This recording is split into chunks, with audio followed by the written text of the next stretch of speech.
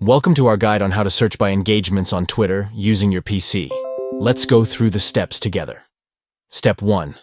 Open Twitter on your PC to start the search process. Step 2. Click on the search bar at the top of the page to enter your search query. Step 3. Within the search bar, click on the settings icon to access additional search options. Step 4. Select Advanced Search from the options presented to refine your search criteria. Step 5. Navigate to the Engagements section and choose to filter tweets based on a specific level of engagements. For example, you can opt to view tweets with a minimum of 280 retweets. By following these steps, you can effectively search for tweets on Twitter based on the level of engagements they have received. Thank you for tuning in. We hope this guide has been informative in showing you how to search by engagements on Twitter using your PC. Enhance your search experience by filtering tweets based on engagement metrics such as retweets.